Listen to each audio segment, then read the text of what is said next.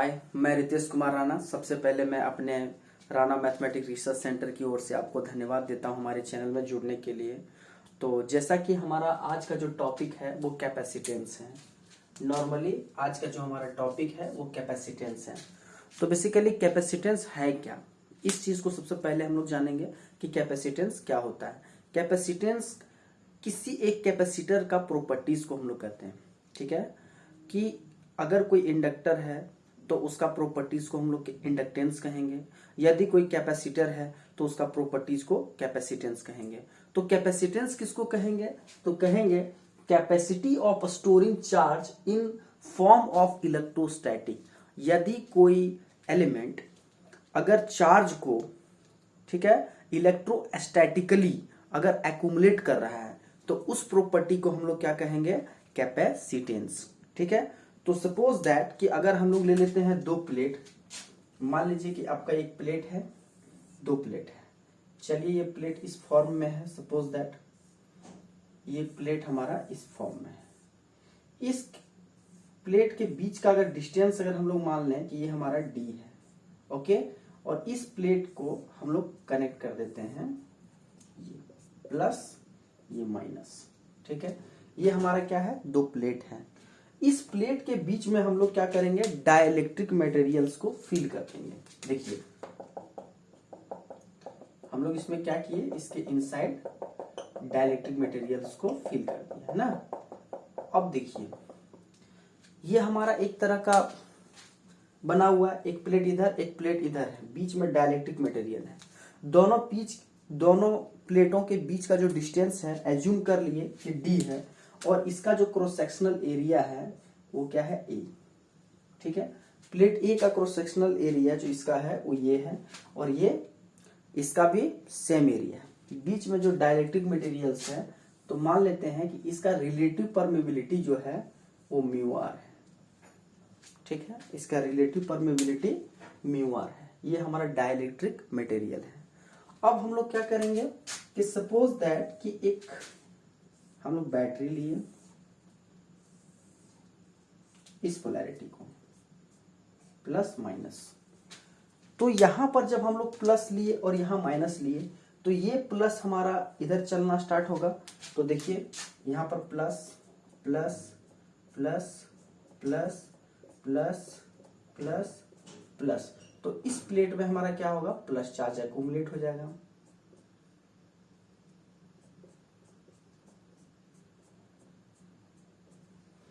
इस चार्ज को देखते हैं हम लोग इधर माइनस माइनस, ये माइनस माइनस माइनस, तो यहां पर हमारा क्या होगा, माइनस। तो हम लोग एज्यूम करते हैं कि इस प्लेट में जो चार्ज स्टोर हो रहा है वो प्लस क्यू, तो इसी के जस्ट नेगेटिव होगा इधर, क्योंकि सेम एरिया है, तो यहां क्या होगा, माइनस क्यू, नेगेटिव की वजह से। तो ये चार्ज एक्यूमुलेट एक्चुअली में होता कैसे है, यहां पर चार्ज एक्यूमुलेट कैसे हो रहा है, तो हम लोग बीच में क्या यूज किए हुए, डाइलेक्ट्रिक मटेरियल्स। तो नॉर्मली हम लोग अगर डाइलेक्ट्रिक मटेरियल्स की बात करें कि अगर कोई डाइलेक्ट्रिक मटेरियल्स है, सपोज दैट ये क्या है, डाइलेक्ट्रिक मटेरियल। तो डाइलेक्ट्रिक मटेरियल में क्या होता है कि उसके अंदर में जो मटेरियल्स है उसमें डायपोल्स फॉर्म होता है। डायपोल्स का मतलब क्या होता है कि two equal charge separated at a small distance which is known as the dipole. तो नॉर्मली क्या हो रहा है कि इसका जो मोलिक्यूलर स्ट्रक्चर जो है, जिसे डायपोल बनाएगा, जैसे माइनस प्लस, इस तरह का form, minus plus minus plus minus plus, इस तरह का फॉर्मेशन हमारा कैपेसिटर के अंदर बनता है, ठीक है। तो इस तरह का फॉर्मेशन से हमको क्या फायदा हुआ, तो हम लोग को देखने को मिल रहा है कि एक साइड में नेगेटिव चार्ज एक्यूमुलेट हो रहा है, नेगेटिव हो रहा है, और दूसरा साइड में क्या हो रहा है, पॉजिटिव हो रहा है। देखिए positive positive, negative negative negative negative, ये डायपोल्स बनाया डायपोल्स बनाया डायपोल्स बनाया, negative positive negative positive negative positive negative positive, ये डायपोल्स ये डायपोल्स ये डायपोल्स ये डायपोल्स। जब हम लोग इसमें इलेक्ट्रिक फील्ड प्रोवाइड करते हैं, तो कहने का मतलब है जब इसमें इलेक्ट्रिक फील्ड प्रोवाइड करते हैं तो हमारा क्या होता है, एक डायपोल्स क्रिएट हो जाता है। तो ये जो डायपोल्स है उसमें क्या होता है कि एक साइड में नेगेटिव चार्ज और दूसरा साइड में पॉजिटिव चार्ज अलाइन हो जाता है। तो यही चीज यहाँ पर होता है। यहाँ पर अगर यहाँ पर प्लस है तो इसकी वजह से इधर negative negative negative negative negative negative negative negative negative negative negative, just dipoles बनाएगा तो पॉजिटिव सभी का, just positive positive positive positive. तो इस तरह का फॉर्मेशन हमारा देखने को मिलेगा इस प्लेट के जस्ट सामने में, ठीक है, इस तरह का। और इस प्लेट के सामने में आपको ऐसा स्ट्रक्चर दिखेगा।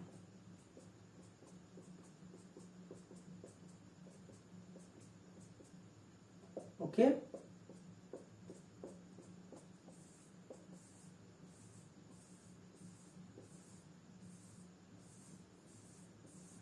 इस तरह का स्ट्रक्चर दिखेगा। तो due to this plus charge हमारा क्या होगा, इस प्लेट पर नेगेटिव चार्ज एक्यूमुलेट हो जाता है ड्यू टू अट्रैक्शन। हमको पता है कि two unlike charge are attract to each other and like charges are repel to each other. तो इस जगह पर क्या हो रहा है कि हमारा जो डाइलेक्ट्रिक मटेरियल्स है उसका डायपोल्स का पॉजिटिव जो है वो इधर अलाइन हुआ, जिसकी वजह से नेगेटिव चार्ज एक्यूमुलेट होगा। यहाँ पर क्या है, बैटरी के नेगेटिव टर्मिनल है, तो नेगेटिव टर्मिनल से हमारा नेगेटिव टर्मिनल जुड़ा हुआ है, यहाँ पर नेगेटिव टर्मिनल, तो ये हमारा डायपोल्स का जो चार्ज का अलाइनमेंट है इधर पॉजिटिव आ जाएगा। इसी तरह यहाँ पर हम लोग का नेगेटिव आएगा। ये हमारा फर्स्ट साइकिल। हम लोग यहाँ पर डीसी लिए हुए थे। अगर हम लोग डीसी की केस में अगर बात कर लें, एक बार डीसी में ही बात करते हैं, तो डीसी के केस में बात करें तो यहां से करंट पास नहीं होगा। ऐसा इसलिए क्योंकि ये स्ट्रक्चर हमारा क्या हो गया, स्टैटिक। यहाँ पर चार्ज जो स्टोर हो रहा है वो इलेक्ट्रोस्टैटिकली, मतलब कि इलेक्ट्रॉन का फ्लो नहीं हो रहा है। नॉर्मली इस जगह पर इलेक्ट्रॉन्स का फ्लो नहीं हो रहा है। और हम लोग क्या जानते हैं कि यदि इलेक्ट्रॉन्स का फ्लो अगर कहीं नहीं हो रहा है तो वहां पर करंट क्या होगा, जीरो। तो इस केस में हम लोग जब डीसी सप्लाई अप्लाई करते हैं across the capacitor, then act as a open circuit. तो बेसिकली जिस समय चार्ज हमारा स्टोर होता है, नॉर्मली जिस समय चार्ज हमारा एक्यूमुलेट होता है प्लेट में, तो हम लोग का ट्रांजिएंट टाइम जो बहुत शॉर्ट स्पेल ऑफ टाइम के लिए ये वर्क करता है, जिसको हम लोग बोलते हैं ट्रांजिएंट रिस्पॉन्स। तो ट्रांजिएंट रिस्पॉन्स में हम लोग इस चीज को पढ़ेंगे। तो डीसी में क्या होता है कि बहुत शॉर्ट टाइम के लिए वो चार्जिंग होता है। चार्जिंग का मतलब ये हुआ कि इसका अलाइनमेंट, इसका डायपोल्स बनने में, अलाइनमेंट होने में जो टाइम लगता है उसी को हम लोग बोलते हैं चार्जिंग टाइम नॉर्मली। तो ये इस टाइप में अलाइन, ये रेंडमली होता है। तो जब फील्ड प्रोवाइड करते हैं तो ये क्या हो जाता है, अलाइन हो जाता है इस वे में। तो उस अलाइन होने में जो समय लगता है उसी उतना ही समय तक एक कैपेसिटर वर्क करता है इन केस ऑफ डीसी। जैसे हमारा अलाइनमेंट कंप्लीट हुआ ऐसे ही हमारा कंडक्शन बंद। क्यों? क्योंकि यहां पर हम लोग इलेक्ट्रोस्टैटिकली चार्ज एक्यूमुलेट हो रहा है। ठीक है, अब देखिए अगर हम लोग केस ले लेते हैं एसी,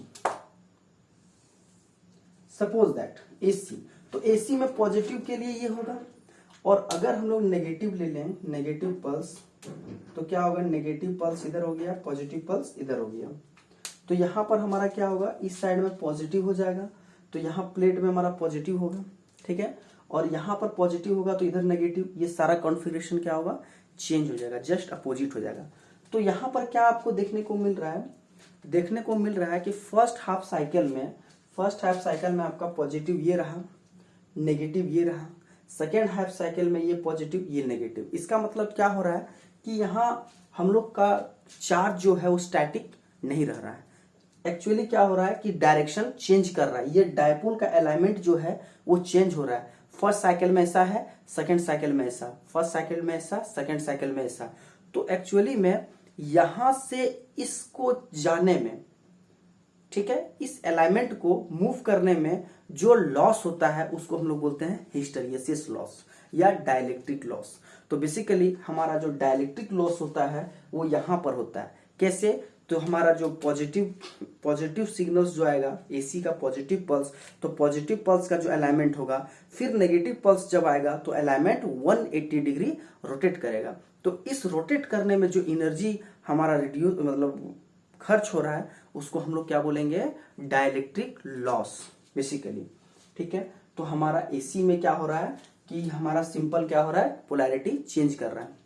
तो फर्स्ट हाफ साइकिल में क्या हो रहा है, चार्ज एक्यूमुलेट हो रहा है, और सेकेंड हाफ साइकिल में क्या हो रहा है, चार्ज हमारा डिसिपेट हो जा रहा है। अगर इधर लोड लगा हुआ है तो चार्ज क्या हो रहा है, डिसिपेट हो रहा है।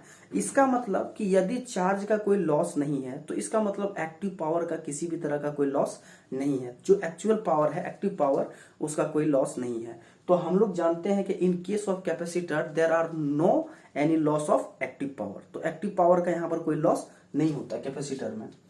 अब हम लोग देखेंगे एक बेसिक सा चीज है कि यहां पर हमारा जो ईएमएफ है, वोल्टेज, ये वोल्टेज जितना ज्यादा होगा उतना ही ज्यादा चार्ज एक्यूमुलेट होगा, है ना। तो चार्ज जो होगा इस वोल्टेज का डायरेक्टली प्रोपोर्शनल होगा। तो हम लोग क्या बोलेंगे कि total charge accumulate by a plate is directly proportional to applied voltage.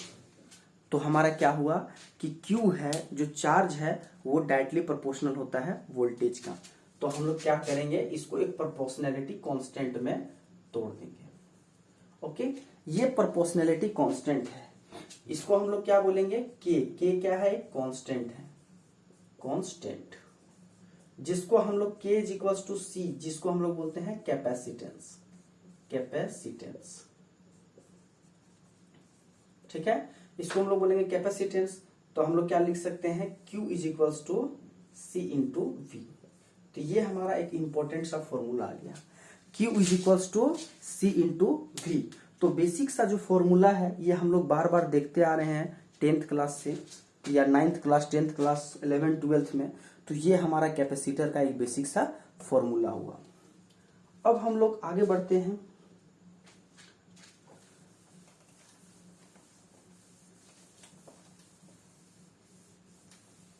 तो ये जो C है, बेसिकली C ये क्या क्या चीज पर डिपेंड करता है, तो ये हम लोग देखेंगे कि बेसिकली C जो है इसका डिपेंडेंसी किस पर है। तो हम लोग एक कैपेसिटर को मान लीजिए टेक कर लिए, सपोज दैट ये हमारा प्लेट है, ये हमारा पॉजिटिव प्लेट में चार्ज एक्यूमुलेट हुआ है, ओके। ये हमारा कनेक्ट है वोल्टेज V से। दूसरा प्लेट क्या है, ग्राउंडिंग है, इसमें हमारा नेगेटिव चार्ज एक्यूमुलेट है। यहां पर चार्ज -Q, यहां पर चार्ज +Q। इसका जो सरफेस एरिया है, इसका ये एरिया को मैंने माना A है, यहां पर जो सरफेस एरिया है ये A है। इस दोनों के बीच में डिस्टेंस क्या है, D। अब हम लोग यहां पर डाइलेक्ट्रिक मटेरियल्स है। अब हम लोग जानने का कोशिश करेंगे कि C का डिपेंडेंसी किस किस चीजों पर है। तो हम लोग अगर बात करें इलेक्ट्रिक फील्ड का, कि इस प्लेट के द्वारा इलेक्ट्रिक फील्ड क्या होगा और इस प्लेट के द्वारा इलेक्ट्रिक फील्ड क्या होगा, तो अभी हम लोग EMT में जब पढ़ेंगे तो हम लोग माने एक फाइनाइट प्लेट के वजह से अपने परपेंडिकुलर जो हमारा इलेक्ट्रिक फील्ड होगा उसको हम लोग ड्राइव करेंगे। तो बेसिकली यहां से इसका जो इलेक्ट्रिक फील्ड होगा इस डायरेक्शन में, देखिए इस डायरेक्शन में, ये एक्चुअली हम लोग E1 मान रहे हैं, और इधर से जो होगा वो होगा E2। तो टोटल इलेक्ट्रिक फील्ड जो होगा E is equals to E1 plus E2। तो हमारा E1 जो होता है, E1 ये कितना होता है, तो ये होता है sigma bye 2 epsilon plus same sigma bye, actually यहाँ माइनस होगा, जस्ट माइनस होगा, बट यहाँ पर चार्ज डेंसिटी नेगेटिव है जिसकी वजह से यहाँ पर हमारा नेगेटिव आएगा, ठीक है। यहाँ पे सिग्मा बाय 2 एप्सिलॉन, ठीक है। तो ये दोनों ऐड होने के बाद हमारा क्या आएगा, सिग्मा बाय एप्सिलॉन। तो ये हमारा total electric field in the capacitor. तो इस कैपेसिटर पर जो टोटल इलेक्ट्रिक फील्ड लग रहा है वो यहाँ आ रहा है। तो हम लोग अगर सिग्मा की बात करें कि व्हाट इज सिग्मा, तो सिग्मा इसको क्या बोलते हैं हम लोग, surface charge density, surface charge density. तो बेसिकली इसको हम लोग क्या बोलते हैं, surface charge density, that is total charge accumulated in a per unit area.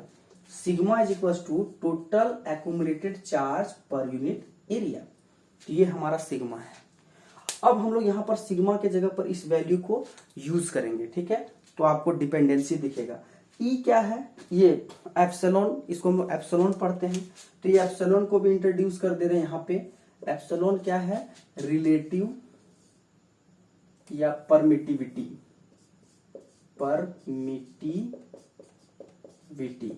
Okay. तो हमारा एप्सिलॉन जो है वो epsilon naught into epsilon R होता है, जहां एप्सिलॉन नॉट क्या होता है, अब्सोल्यूट परमिटिविटी, ठीक है, परमिटिविटी, ठीक है। और जहां एप्सिलॉन आर क्या है, रिलेटिव परमिटिविटी, ठीक है, रिलेटिव परमिटिविटी लिख लीजिएगा, ठीक है। तो ये आपका क्या है, रिलेटिव परमिटिविटी। तो एप्सिलॉन आर किसी भी मटेरियल का डिफरेंट हो सकता है। जैसे एयर अगर है, यहाँ पर कुछ फिल नहीं किया हुआ डायलेक्ट्रिक मटेरियल अगर एयर है, तो यहाँ पर हम लोग म्यू एप्सिलॉन आर का वैल्यू 1 लेंगे, ठीक है। तो डिफरेंट मटेरियल का जो एप्सिलॉन नॉट का एप्सिलॉन आर का जो वैल्यू होता है, रिलेटिव परमिटिविटी, वो डिपेंड करेगा कि यहाँ पर जो डायलेक्ट्रिक मटेरियल्स डाले हुए हैं वो किस टाइप का मटेरियल है, ठीक है। ये क्या है, एब्सोल्यूट परमिबिलिटी। तो एब्सोल्यूट परमिबिलिटी एयर का है, ठीक है, इसको हम लोग बोलेंगे सिंपली एब्सोल्यूट परमिबिलिटी, ठीक है। तो एयर का जो परमिबिलिटी होता है, एक्चुअली परमिबिलिटी नहीं, सॉरी, परमिटिविटी, ठीक है, परमिटिविटी। तो एयर का जो परमिटिविटी होता है उसका कितना वैल्यू होता है, तो म्यू नॉट के बराबर होता है। रिलेटिव परमिटिविटी कितना होता है, 1 होता है, ठीक है। चलिए अब हम लोग इस वैल्यू को पुट करते हैं यहां पे, ठीक है। तो बहुत सा बेसिक सा फॉर्मूला है कि E is equals to sigma के जगह पर हम लोग क्या रखेंगे, Q/A, ओके। अब एप्सिलॉन के जगह पर क्या रखेंगे, epsilon naught into epsilon R. E electric field, तो इलेक्ट्रिक फील्ड को क्या हम लोग लिखते हैं, तो सभी को इलेक्ट्रिक पोटेंशियल ग्रेडियंट के बारे में आइडिया होगा। ये क्या होता है, electric field minus del V। अगर ये फॉर्मूला आप लोग को नहीं पता है तो हम लोग बिल्कुल इस फॉर्मूला को ड्राइव करेंगे कि electric field is negative gradient voltage, ठीक है। तो ग्रेडियंट मतलब विच डिपेंड्स ऑन लेंथ, ठीक है, पर लेंथ मतलब वोल्टेज पर लेंथ। तो यहां पर हमारा ग्रेडियंट की बात होती है।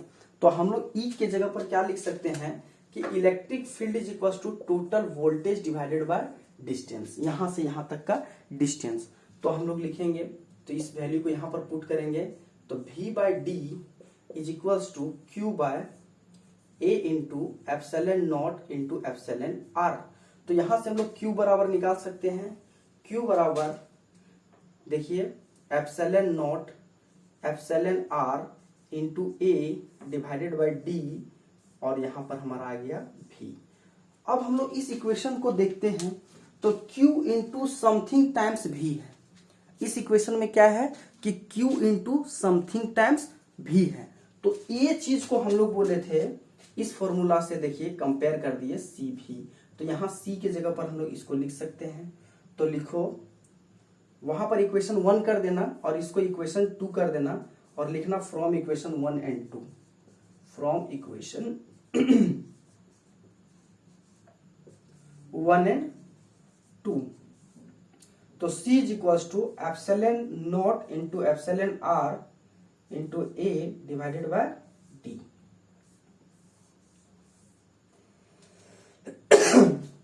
ये अपना बेसिक सा फॉर्मूला आ गया। तो इस फॉर्मूला का जो फिजिकल सिग्निफिकेंस है नॉर्मली क्या है, तो इसके बारे में हम लोग डिस्कस करेंगे कि इस फॉर्मूला का फिजिकल सिग्निफिकेंस क्या है। तो देखिए,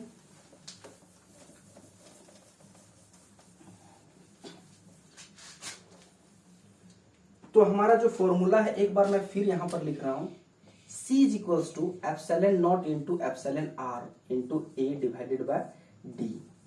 तो जैसा कि हम लोग देख रहे हैं कैपेसिटेंस क्या होता है, तो एक्चुअली में हमारा यहाँ लिखा हुआ capacity of storing charge in the of electrostatics form, ठीक है। इलेक्ट्रोस्टैटिक्स फॉर्म में अगर हम लोग जो चार्ज को एक्यूमुलेट कर रहे हैं उसी को हम लोग क्या बोलते हैं, कैपेसिटेंस। तो बेसिकली हमारा म्यू नॉट और म्यू आर, अगर रिलेटिव परमेबिलिटी जिसका ज्यादा है, इसका मतलब क्या है, कि जिसका रिलेटिव परमेबिलिटी ज्यादा है उसमें ज्यादा डायपोल्स क्रिएट होंगे, और अधिक ज्यादा डायपोल्स क्रिएट हो तो ज्यादा चार्ज एक्यूमुलेट होगा। इसीलिए हम लोग कहते हैं कि C is directly proportional to epsilon. Okay, C क्या है? Directly proportional to epsilon. Permittivity जितना ज्यादा होगा किसी भी डाइलेक्ट्रिक मटेरियल का, कैपेसिटेंस उसका उतना ही ज्यादा होगा। नेक्स्ट, अगर हम लोग एरिया की बात करें, यदि एरिया ज्यादा हो, प्लेट का क्रॉस सेक्शनल एरिया ज्यादा हो तो चार्ज एक्यूमुलेशन बढ़ जाता है। सरफेस एरिया ज्यादा हो तो वहां पर ज्यादा चार्ज एक्यूमुलेट होगा। तो इस जगह पर हम लोग क्या कहेंगे कि C is the directly proportional to A। अगर हम लोग डिस्टेंस को बढ़ा दें, प्लेट का डिस्टेंस बहुत ज्यादा कर दे तो कैपेसिटेंस घट जाएगा। क्यों? क्योंकि हमारा जो इफेक्टिव जो हमारा डाइलेक्ट्रिक मटेरियल्स है वो इफेक्टिव डाइलेक्ट्रिक मटेरियल्स तुरंत अलाइन नहीं होगा, धीरे धीरे होगा। तो जिसके वजह से हमारा क्या हो रहा है, चार्ज का एक्यूमुलेशन जो होगा प्लेट में वो धीरे धीरे क्या होगा, रिड्यूस हो जाएगा। तो हम लोग कहते हैं कि capacitance is always inversely proportional to a distance between both plate. Okay, तो which is inversely proportional, but cross sectional area of the plates is the directly proportional to the capacitance. तो ये हमारा क्या है, 3 पॉइंट। ये बहुत important है, for SSC JE. Okay, SSC JE में क्वेश्चन सेट हो सकता है कि if cross sectional area of the, SSC JE में मान लो क्वेश्चन आ गया कि if cross sectional area of the any capacitor is reduces by 2 times, then and also distance between plate are increased by 2 times, then what will be, या what is the effect of its capacitance। अगर इसको हम लोग आधा करेंगे तो यहाँ A/2 रखेंगे, इसको अगर दुगुना करेंगे तो 2 रखेंगे तो 4 टाइम रिड्यूस हो जाएगा, है ना। तो इस टाइप से हम लोग को ऑप्शन में रहता है 2 times reduce, 4 times multiply, 4 times ये, है ना। तो नॉर्मली हमारा क्या होना चाहिए कि किसी भी चीजों को अच्छी तरह से जान के उसका कंपैरिजन करने आना चाहिए, और उस कंपैरिजन के थ्रू बिल्कुल हम लोग किसी भी आंसर को बहुत आसानी से कर सकते हैं। ठीक है, अब हम लोग चलते हैं नेक्स्ट कि हमारा चार्ज स्टोरिंग का तो हम लोग देख लिए कि कैसे कैसे चार्ज स्टोर होता है। ओके, अब इसका सर्किट डायग्राम पर चलते हैं। तो देखिए, इसको सर्किट में जोड़ के देखते हैं कि क्या होता है। चलिए, मान लिया कि एक सर्किट है, ये हमारा कैपेसिटेंस है। ओके, और यहां का जो वोल्टेज है, सपोज दैट हमारा V, चलिए AC वोल्टेज है, VS है, ये प्लस है, ये C है। देखिए, तो एक्चुअल में क्या होता है कि हमारा जो कैपेसिटर है, अगर इनिशियल कंडीशन 0 है, इसका मतलब क्या है कि उसके प्लेट में किसी भी तरह का चार्ज एक्यूमुलेशन नहीं है।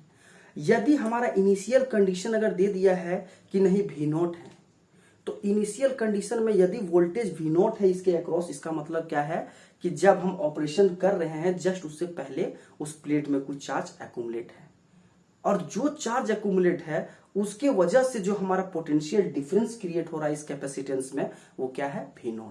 तो हम लोग इनिशियल चार्ज के बारे में अगर बात करें तो वो हुआ।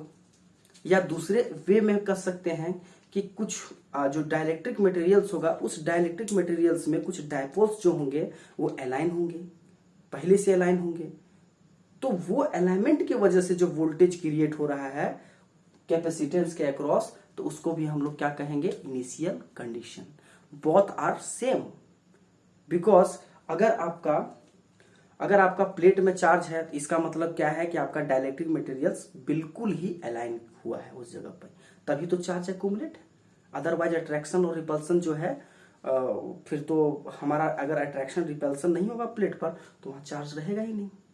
ठीक है, तो ये हम लोग को समझना है। तो नॉर्मली अगर हम लोग इसका इक्वेशन की बात करें, ये हमारा क्या है, current IC। Okay, time dependent. Okay, ये क्या है हमारा, वोल्टेज VS, और इसके अक्रॉस जो वोल्टेज है वो क्या है, VCT। Okay, VCT। तो जैसा कि हम लोग देख रहे हैं, नॉर्मली क्या देख रहे थे, इस रिलेशन को बिल्कुल समझा जा सकता है बहुत ही अच्छे तरीके से। जैसे अभी क्या हो रहा है कि हम लोग अगर अच्छे से देखें कि जब कोई चीज कलेक्ट हो रहा है, सपोज दैट अगर कोई चीज चेंज हो रहा है और उस चेंज को दिखाना है तो हम लोग किससे दिखाते हैं, डिफरेंशिएशन से।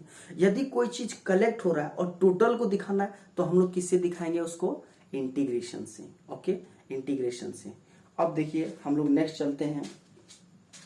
तो इस कंडीशन में यहां पे क्या हो रहा है कि टोटल चार्ज यहां पर क्या हो रहा है, एक्यूमुलेट हो रहा है।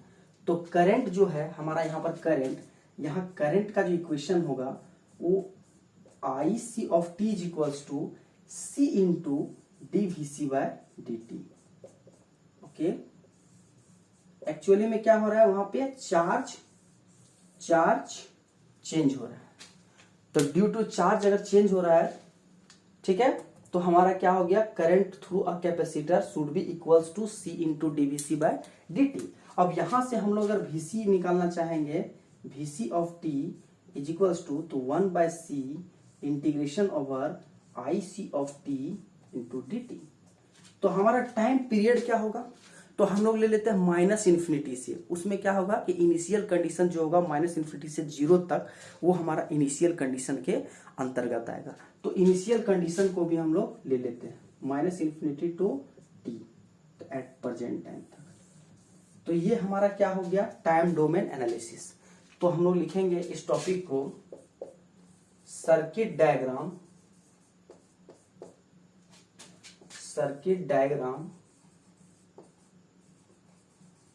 Of capacitor in time domain,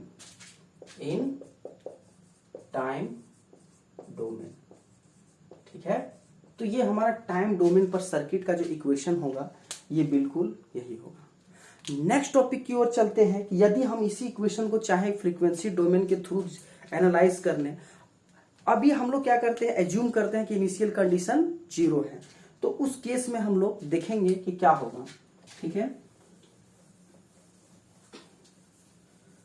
अब हम लोग क्या करेंगे, नॉर्मली इसको टाइम डोमेन में ले जाएंगे। टाइम डोमेन में एस, हमारा करंट जो होगा ये भी एस, ठीक है, या अभी रहने दीजिए कोई दिक्कत नहीं है, स्मॉल वी टी, ये small I C of T, ठीक है, ये हमारा स्मॉल है वी सी ऑफ टी, ठीक है। अब हम लोग यहां से स्टार्ट करते हैं केवीएल लेना। यहां से केवीएल लिया तो हमारा क्या आ गया, V C of T is equals to 1 by C, अभी बताएं, integration over minus infinity to T I C of T into D T. तो हम लोग क्या करेंगे, नाउ टेकिंग लैपलेस। अब हम लोग इसमें चल जा रहे हैं फ्रीक्वेंसी डोमेन, ठीक है, टाइम डोमेन हो गया, अब हम लोग जा रहे हैं फ्रीक्वेंसी डोमेन। तो फ्रीक्वेंसी डोमेन में जब हम लोग बात करते हैं तो हम लोग लैपलेस ट्रांसफॉर्म की बात करते हैं। तो बिल्कुल हम लोग को लैपलेस ट्रांसफॉर्म में एक बेसिक आइडिया होना चाहिए। अब हम लोग देखिए इसमें लैपलेस ट्रांसफॉर्म लिए, यहाँ पर क्या है, छोटा है, ये भी छोटा है। तो नेक्स्ट माना कि ये हमारा वीसी ऑफ एस आया, इसका लैपलेस ट्रांसफॉर्म 1 बाय सी, और इंटीग्रेशन का जो होता है वो क्या होगा, I C of S divided by S. तो हम लोग देखेंगे V C of S divided by I C of S divided by C S. तो यहां पर क्या हो रहा है कि लैपलेस, यहां पर क्या हो रहा है, लैपलेस ट्रांसफॉर्म में सी एस। तो इसी चीज को हम लोग करेंगे ऐसे, तो I C of S into 1 by C S. तो इसी सर्किट को बनाने का कोशिश करते हैं इन लैपलेस डोमेन। तो ये हमारा वोल्टेज है, ये हमारा कैपेसिटर है यहाँ, ओके। वोल्टेज की जगह पर वीसी ऑफ एस, बिल्कुल वीसी ऑफ एस। करंट के जगह पर हम लोग देख रहे हैं आईसी ऑफ एस, बिल्कुल आईसी ऑफ एस। और कैपेसिटर के जगह पर जस्ट 1 बाय सी एस। तो हमको ये आइडिया होना चाहिए कि जब हमारा कैपेसिटर सी था टाइम डोमेन में, तो हमारा फ्रीक्वेंसी डोमेन में 1 बाय सी एस हो जाता है, ठीक है, 1 बाय सी एस हो जाता है। बाकी वी एस और आई एस क्या होगा, जस्ट सेम होगा, सेम फंक्शन नहीं होगा, इस फंक्शन की वजह से जो लैपलेस ट्रांसफॉर्म हो के आएगा वो वैल्यू होगा, सेम फंक्शन नहीं, ये फंक्शन अलग है, ठीक है। तो हम लोग का जो लैपलेस, अगर बात करें लैपलेस या फ्रीक्वेंसी डोमेन की बात करें, तो सर्किट को हम लोग इस तरीके से बना सकते हैं। नेक्स्ट, अगर हम लोग दूसरे इक्वेशन की ओर चलें कि हमारा दूसरा इक्वेशन क्या था, तो भी हमारा सेम इक्वेशन आएगा, चाहे तो उस इक्वेशन के थ्रू भी जा सकते हैं। जैसे हमारा क्या था, IC ऑफ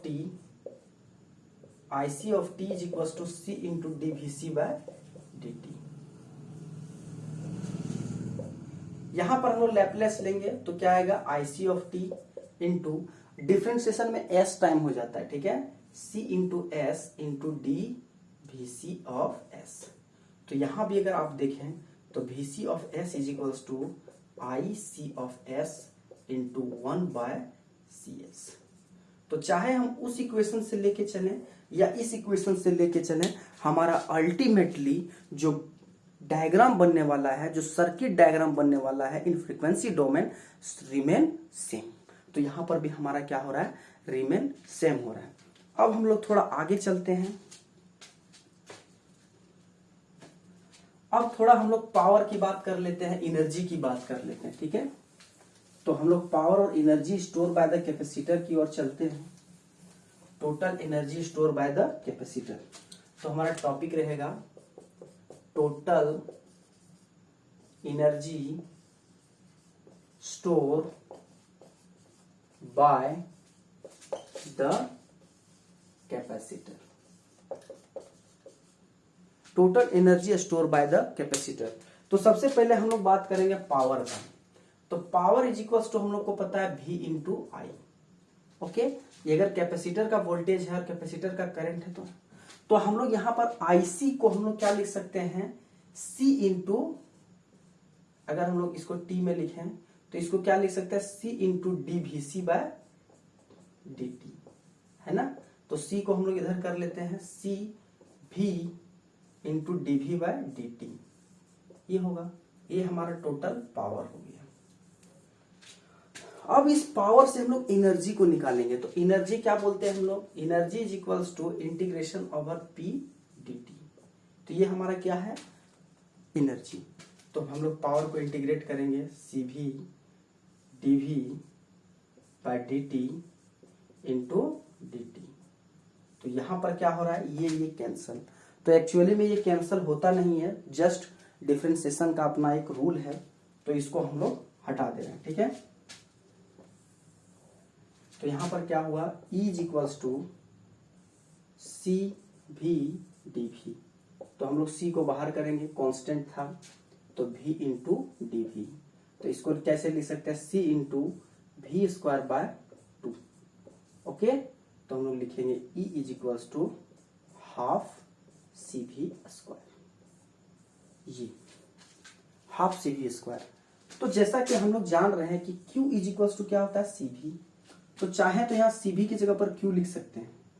CV की जगह पर अगर Q लिखेंगे तो E is equals to half QV, ऐसे लिख सकते हैं। या दूसरे तरीके से ऐसा कर सकते हैं कि C के जगह पर, V के जगह पर हम लोग इस इक्वेशन को रख लें Q बाय C। तो E is equals to 1/2 C into क्या रख लें, Q बाय C का होल स्क्वायर। तो ये क्या होगा, हाफ, यहां पर C नीचे आ जाएगा, half Q square by C। तो इस फॉर्मूले के थ्रू भी हम लोग एनर्जी को फाइंड कर सकते हैं। तो डिफरेंट फॉर्मूला, एक ये फॉर्मूला, ये फॉर्मूला, ये फॉर्मूला, ये फॉर्मूला, तो ये सारे फॉर्मूलेज हमारे जो यूज होंगे वो एनर्जी कैलकुलेशन के लिए होगा। तो ये सारे फॉर्मूले बेसिकली हमारा इलेक्ट्रिकल इंजीनियरिंग में बहुत ज़्यादा इंपॉर्टेंट होता है। किसी भी कॉम्पिटिटिव एग्जामिनेशन में आपको कुछ डेटा दे दिए जाएंगे और कुछ डेटा को पूछ लिया जाएगा। जैसे हमारा एनर्जी दे दिया, Q दे दिया और पूछ देगा कि हाँ कैपेसिटेंस क्या है, तो उस जगह पर हम लोग इसी फॉर्मूला को लगाएंगे।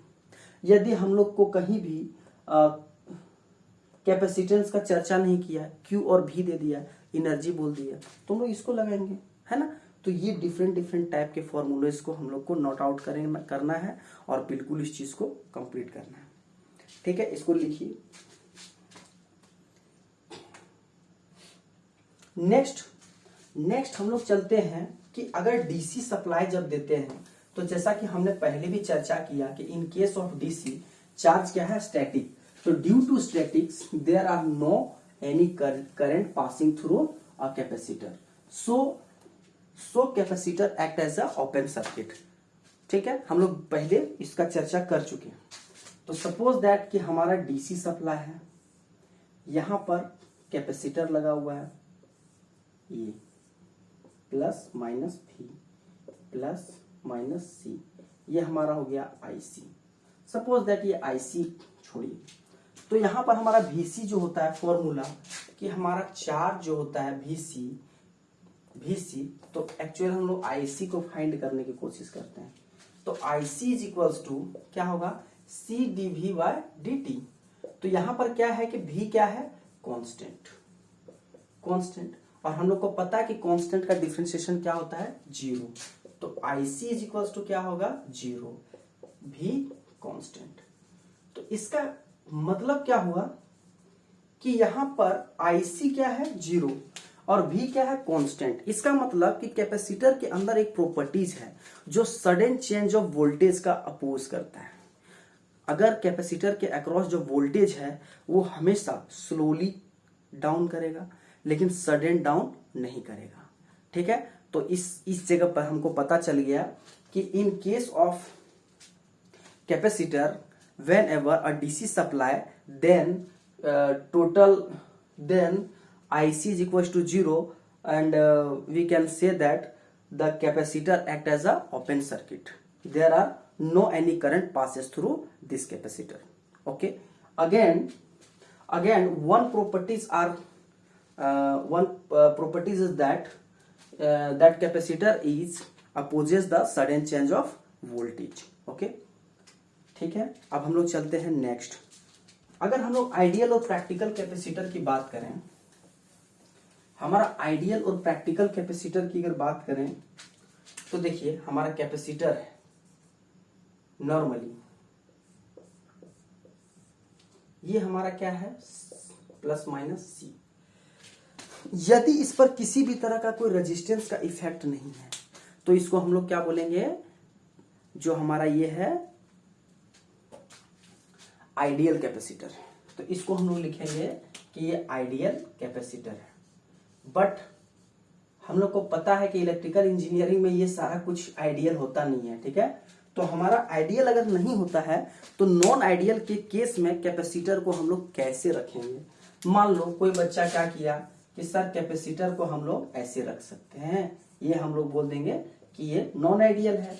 एक बच्चा का राय हुआ कि नहीं सर कैपेसिटर को क्या इस तरह रख सकते हैं, ये हमारा नॉन आइडियल केस का है नॉर्मली। तो देखिए इसमें और इसमें क्या डिफरेंस है। अगर हम लोग यहाँ R लिखें, यहाँ R लिखें, यहाँ C लिखें, यहाँ C लिखें, तो नॉन आइडियल ये होगा कि ये होगा। ओके, प्रैक्टिकल कैपेसिटर ये होगा या ये होगा। अगर हम लोग बात करें इस तरह से करंट अगर फ्लो कर रहा है तो यदि प्रैक्टिकल कैपेसिटर इस फॉर्म में है तो इसका मतलब ideal plus something resistance, this is the ideal. Okay, ideal plus something resistance. अगर इस तरह से हम लोग शो करते हैं तो आइडियल क्या होता है, डीसी में जस्ट ओपन सर्किट हो जाता है। अगर ये ओपन सर्किट है तो ये रेजिस्टेंस का कोई वैल्यू नहीं, ये सर्किट क्या हो जाएगा, ओपन। तो इस कंडीशन में हम लोग बिल्कुल इसको कंसीडर नहीं करेंगे। ये हमारा जो प्रैक्टिकल कैपेसिटर का जो हमारा ये डायग्राम था ये बिल्कुल गलत है। ये हमारा प्रैक्टिकल कैपेसिटेंस का डायग्राम नहीं हो सकता है। लेकिन यहाँ पर क्या है कि इस जगह पर जब ये ओपन सर्किट हो जाए तो लीकेज करंट हमारा इस तरह से फ्लो कर जाएगा। तो इस जगह पर लीकेज फ्लो कर रहा है, कहने का मतलब है कि कैपेसिटर आइडियली क्या हो जाता, ओपन सर्किट। तो यहाँ पर करंट क्या होना चाहिए, 0। बट इसके लिए वहां पर क्या था, 0 हो जा रहा था, आइडियल जैसा ही बिहेवियर कर रहा था, तो आइडियल में गिनती आ जाएगा ना। और ये क्या था कि ये ओपन सर्किट हुआ लेकिन बट क्या हो रहा, बाईपास होके कुछ करंट चला जा रहा है। तो ये बहुत लार्ज अमाउंट में रेजिस्टेंस अगर रहे तो हमारा क्या होगा, बहुत ही कम करंट लीकेज करंट की तरफ लीकेज करंट बहेगा।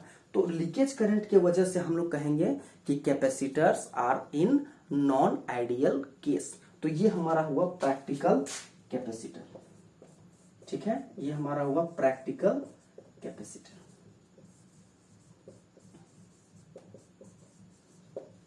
ठीक है, ये हमारा क्या हुआ, प्रैक्टिकल कैपेसिटर। तो जैसा कि हमारा जो अभी YouTube का सेशन है, तो आज का हम वीडियो लेक्चर में हम लोगों ने कैपेसिटर के कॉन्सेप्ट को देखा और बहुत सारे फॉर्मूलोज को देखा। अब हम लोग चलेंगे नेक्स्ट, हमारा बेसिक यहाँ से खत्म होता है। ठीक है, हम लोग 2 थ्योरी को और पढ़ेंगे। ठीक है, 2 थ्योरी के बाद हम लोग स्टार्ट करेंगे क्वेश्चन। ये क्वेश्चन नॉर्मली हमारा जो सेशन है वो 50 क्वेश्चन होगा। ठीक है, 50 क्वेश्चन टू 60 क्वेश्चन, 17 क्वेश्चन में भी, मतलब 60-70 के आसपास क्वेश्चन होंगे और बिल्कुल सारे क्वेश्चंस को प्रॉपर वे से आपको फिर से कॉन्सेप्चुअली समझाने का प्रयास किया जाएगा और सभी क्वेश्चन को कैसे हम लोग कंट्रोल करेंगे, हैंडल करेंगे, वो सारे चीजों को बहुत ही बेसिक से बताया जाएगा। तो फिलहाल हमारा आज का सेशन यहीं पर समाप्त करते हैं। तब तक के लिए धन्यवाद।